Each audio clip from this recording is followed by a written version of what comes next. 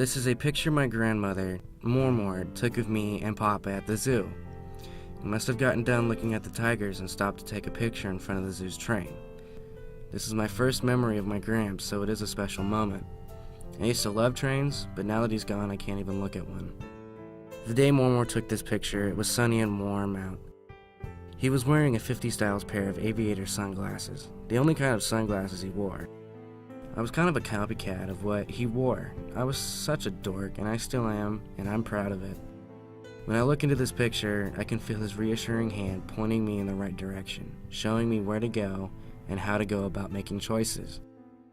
When my papa held my hand so warm and gentle, I was a happy little laughable kid who felt like I belonged. He called me his little buddy. When he wasn't holding my hand, I would be an angry, out-of-control freak of nature. One time, I climbed up on our entertainment center and wouldn't listen to my mom as she told me I had to get down, but when Gramps came over, I got down and cuddled with him. Me and Gramps used to go fishing really early in the morning. Sometimes he would wake me up with an air horn. It was a joke, but I didn't find it funny. I remember him laughing, but I don't remember his voice. But I do remember we always had cinnamon and sugar toast and some orange juice. We liked the silence of the morning and the mist covering the lake.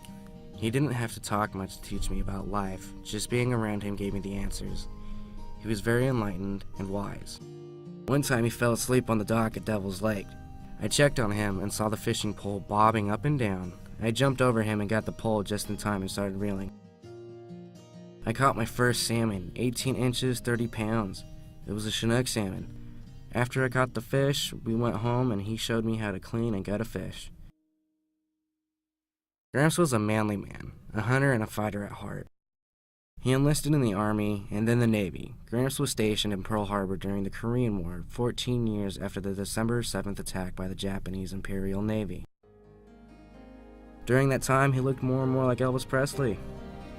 He had the high cheekbones, the black slicked back hair, the big ears, and the bulbous nose.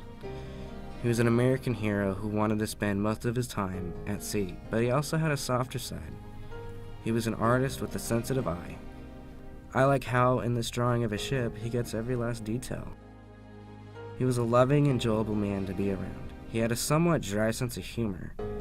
When my mom was little, he used to ask her if she liked seafood, and when she said yes, he would open his mouth and let her see his food.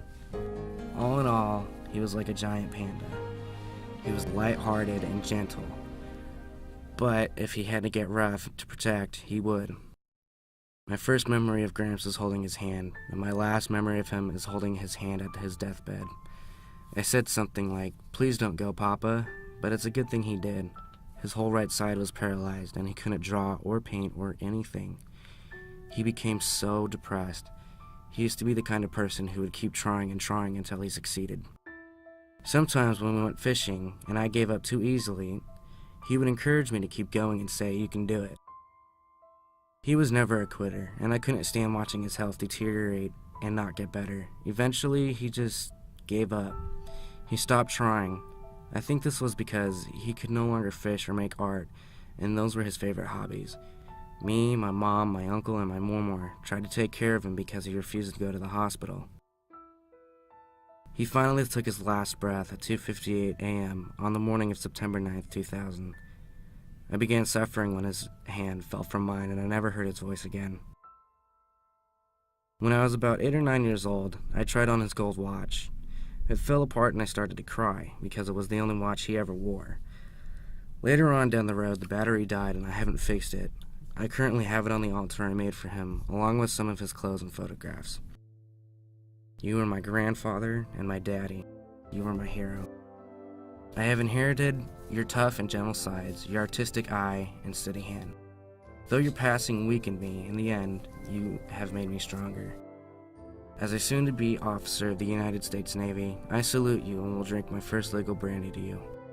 Warren Lee Price, born October 27th, 1931 to September 9th, 2000. A beloved father, grandfather, and husband.